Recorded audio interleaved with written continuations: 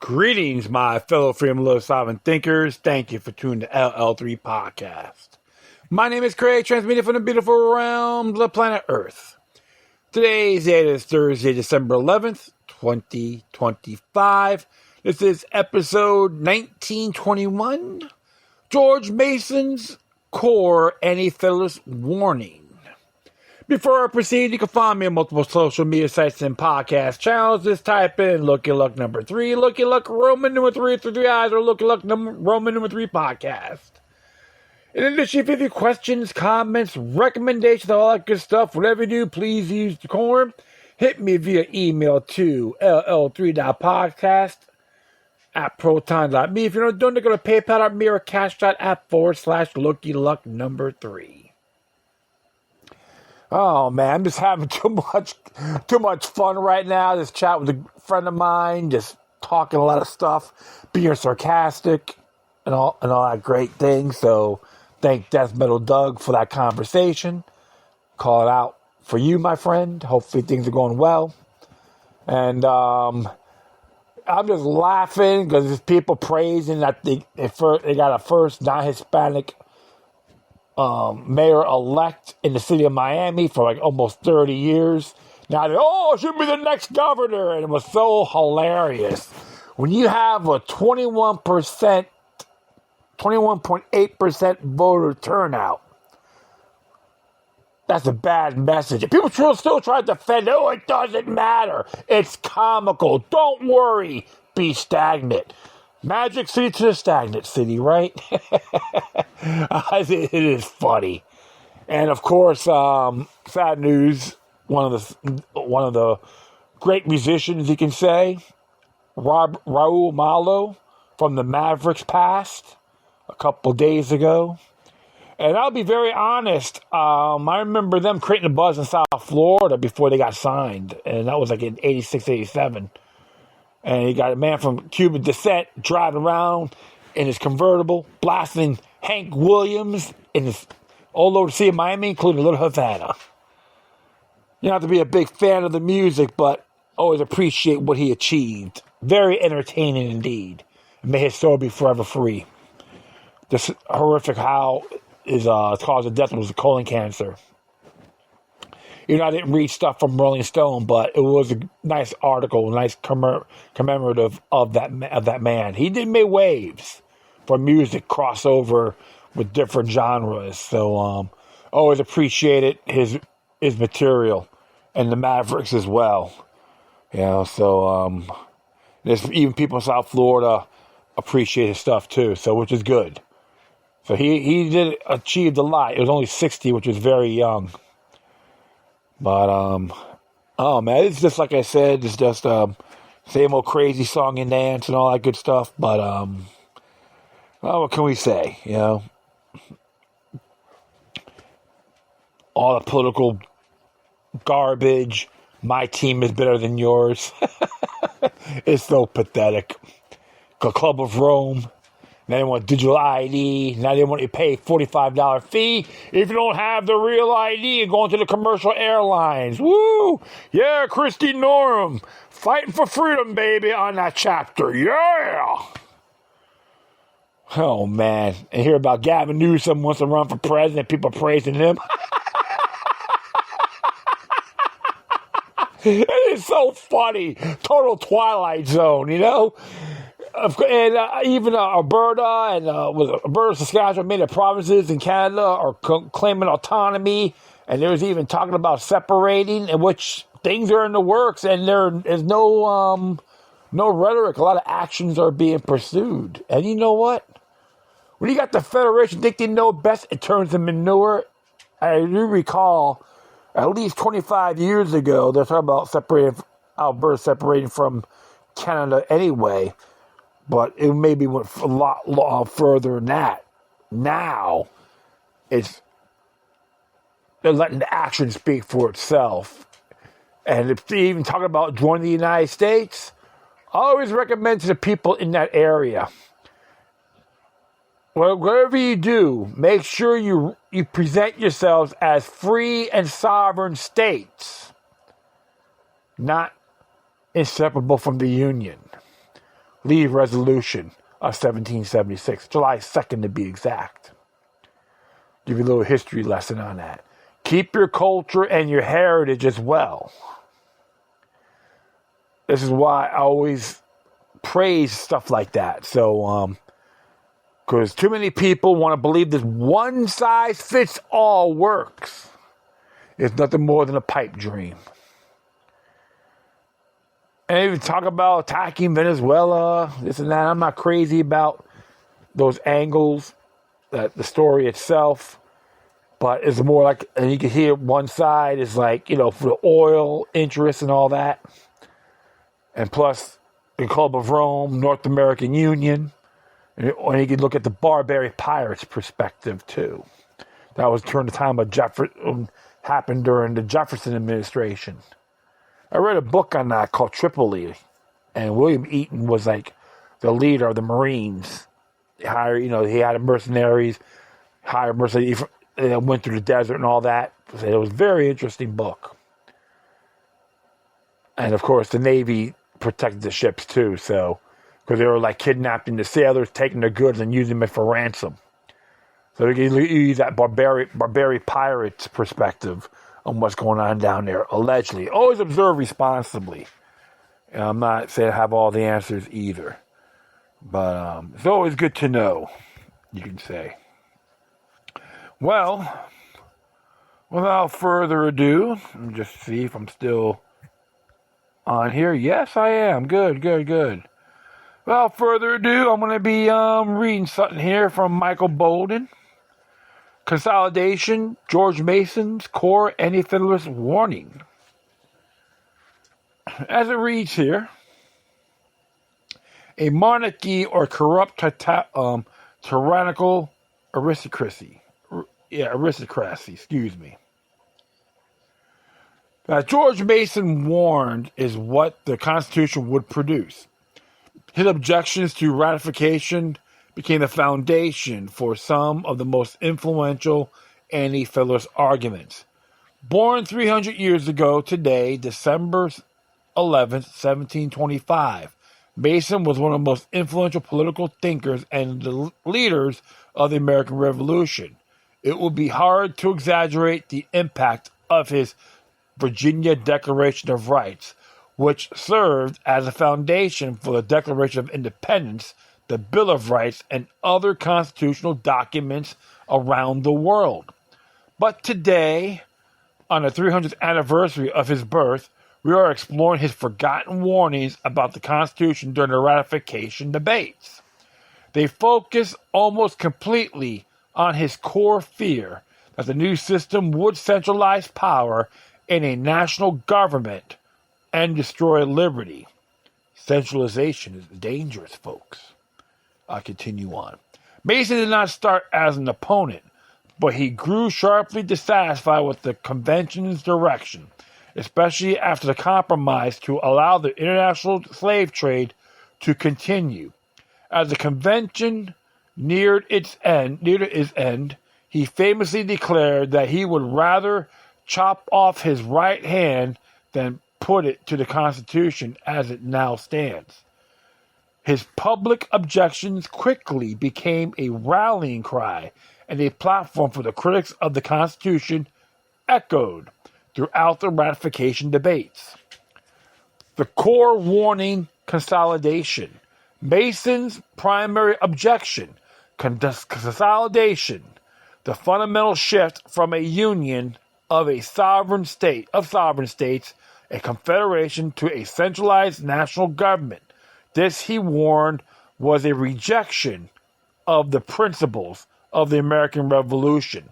The very idea of converting what was formerly a confederation to a consolidated government is totally subversive of every principle which has hitherto governed us.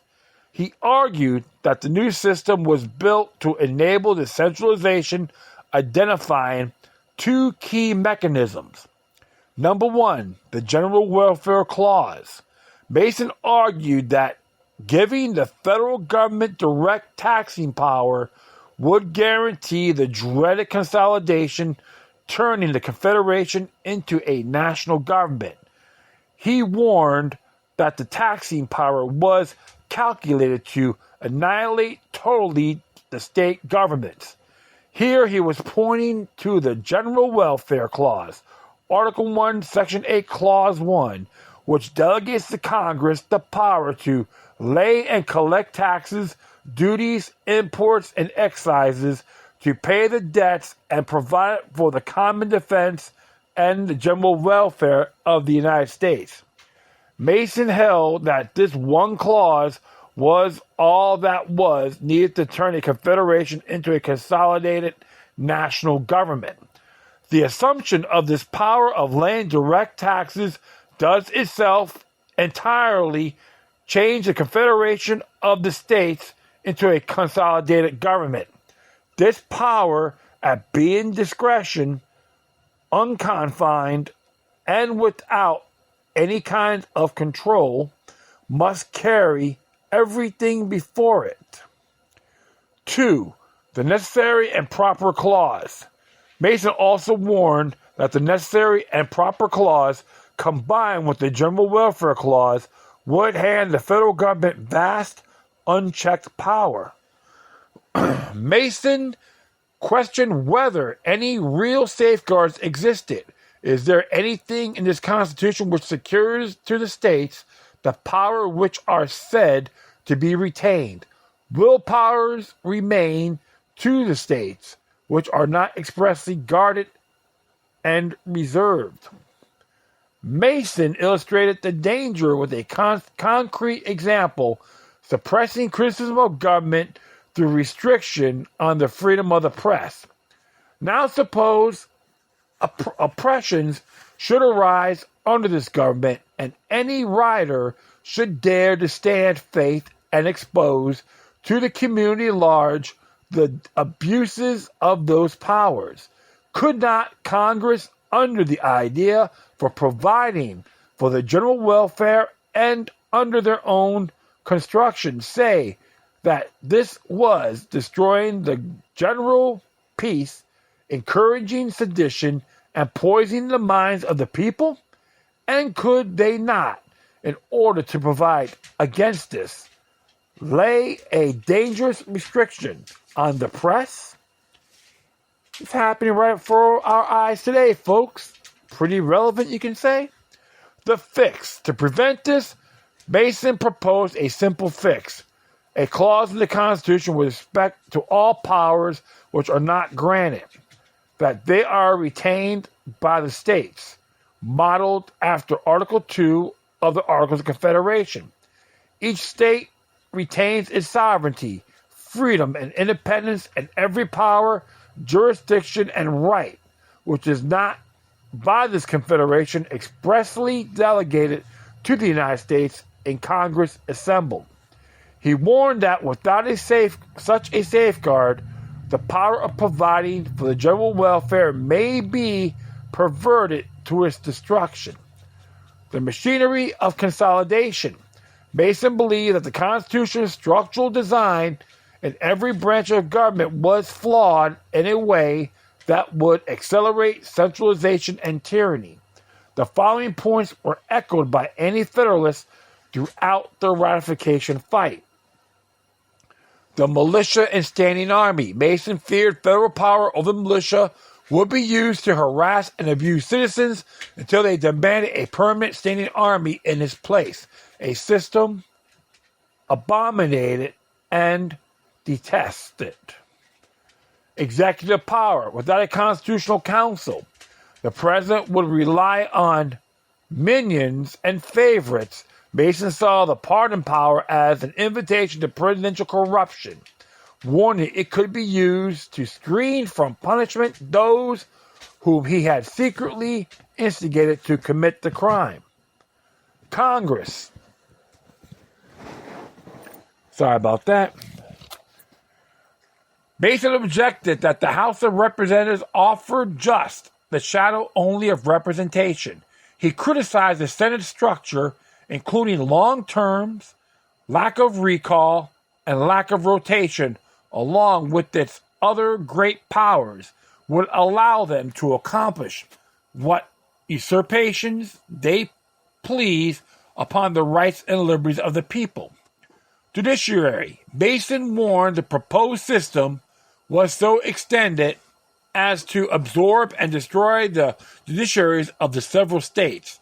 Furthermore, he charged that the system would empower the rich to oppress and ruin the poor, and its structure would ensure a bias in favor of federal officials. Together, it would render justice as unattainable. The federal district. Mason believed it would protect and encourage bad rulers, creating a cesspool of the worst political criminals. He warned that this 10-mile square that would later become Washington, D.C., may set at defiance the laws of the surrounding states and may become the sanctuary of the blackest crimes. The essential question.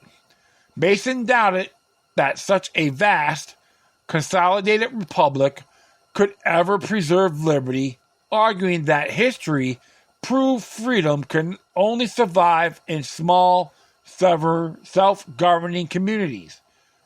That brings us full circle to his sharpest final prediction, his most potent warning. The government will set out a moderate aristocracy. It is at present impossible to foresee whether it will, in its operation, produce a monarchy or a corruption to tyrannical aristocracy. Hopefully I pronounced that correctly, folks. If not, forgive me. It will most probably vibrate some years between the two and then terminate the one or the other. On his 300th birthday, perhaps it's worth asking, was George Mason right?